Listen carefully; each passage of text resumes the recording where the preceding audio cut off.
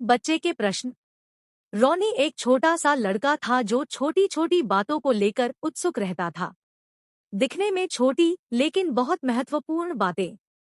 उसने अपने माता पिता और शिक्षक से उनके बारे में पूछने की कोशिश की थी, लेकिन उन्होंने कहा कि उन्हें ऐसी बातों के बारे में चिंता करने की जरूरत नहीं है। इसलिए रोनी चाहता था कि परमेश्वर स्वयं आकर उसके प्रश्नों का उत्तर दे। और भगवान आ गए।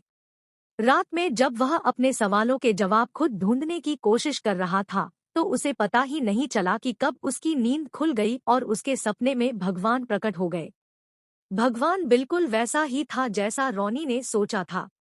वह लंबी सफेद दाढ़ी वाला एक लंबा, बूढ़ा आदमी था, जो सफेद कपड़े में लिपटा हुआ था। उसके दाहिने हाथ में एक जादुई छड़ी थी और एक किताब जिसमें उसके बाएं हाथ में रोनी के सवालों के सभी जवाब थे। क्या तुम्हें कुछ परेशान कर रहा है, मेरे बच्चे? भगवान से पूछा।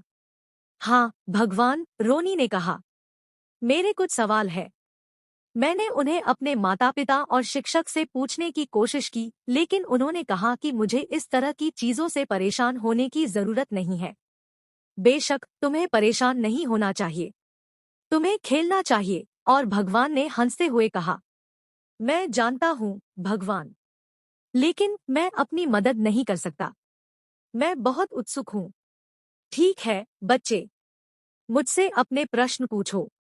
और इसलिए रोनी ने पूछा, भगवान, मैं एक बात नहीं समझ सकता, आपने लोगों में बुराई क्यों डाली? मैं जानता हूँ कि आप अच्छाई क्यों डालते हैं। आप अच्छाई डालते हैं क्योंकि क्योंकि यह अच्छा है। ईर्ष्या? बुराई क्यों? और भगवान ने कहा, आओ बच्चे, हम टहलने चलें। और इस तरह भगवान और रोनी चलने लगे और भगवान ने रोनी के कंधे पर हाथ रख दिया। बेटा, भगवान ने कहा, यदि मैं तुम्हें एक कांटा और एक फूल दूं, तो तुम किसका मूल्य समझोगे? फूल, रोनी ने कहा। क्यों? भगवान ने पूछा। क्योंकि यह बहुत सुगंधित, सुंदर है और कांटों की तरह दर्द नहीं करता, रोनी ने कहा। अब मेरे बच्चे, एक ऐसी दुनिया की कल्पना करो जहां तुम कांटों के बारे में नहीं जानते, क्योंकि वहां कांटे नहीं हैं, केवल फूल हैं। क्या तुम वहां फूलों की कदर करोगे? भगवान ने पूछा। रोनी ने एक पल के लिए सोचा और फिर कहा, भगवान, मुझे लगता है कि मैं वास्तव में इसका मूल्य नहीं दे पाऊंगा, क्योंकि मुझे कैसे पता चलेगा कि एक फूल की कोमलता क्या है, अगर मैं नहीं जानता कि कांटा क्या है? लेकिन बेटा, भगवान ने कहा, क्या आपको नहीं लगता कि यह गलत है, अन्यायपूर्ण? क्या आपको नहीं लगता कि फूल अच्छाई का मूल्य होना चाहिए?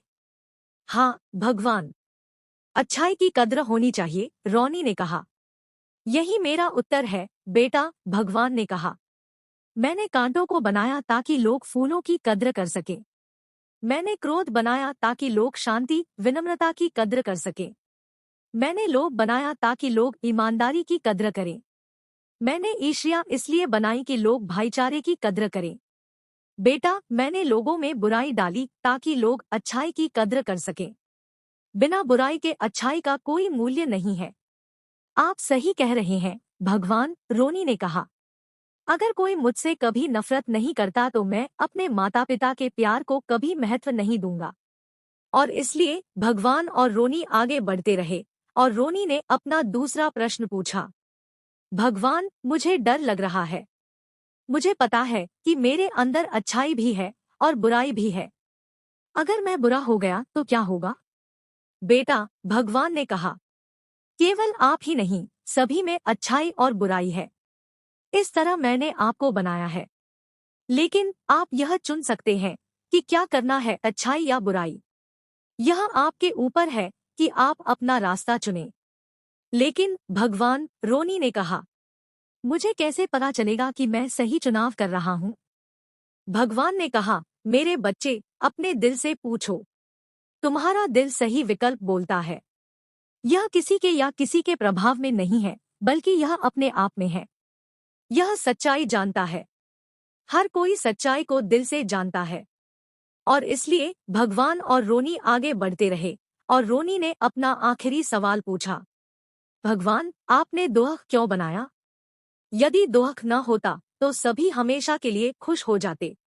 भगवान ने कहा, बेटा, क्या तुम जानते हो कि दिन और रात कैसे होते हैं? हाँ, रोनी ने कहा। पृथ्वी सूर्य के चारों ओर घूमती है। बेटा, अब कल्पना करो, भगवान ने कहा, कि पृथ्वी हिलना बंद कर देती है। चारों ओर प्रकाश है, लेकिन पृथ्वी नहीं चल रही है। यह प्रगति नहीं कर रही है। इसी तरह बेटे, जीवन में प्रक्रिया करने के लिए रात से गुजरना होगा और दिन। सुख और दुख एक ही पहिए के दो भाग हैं। यदि पहिया चल रहा है तो एक पल में एक हिस्सा जमीन को छूना चाहिए और दूसरा हिस्सा एक पल में जमीन को छूना चाहिए। और बेटे, क्या आपको नहीं लगता कि खुशी केवल दुख के कारण है? दुख के बिना किसी को खुशी का मूल्य कभी नहीं पता चलेगा।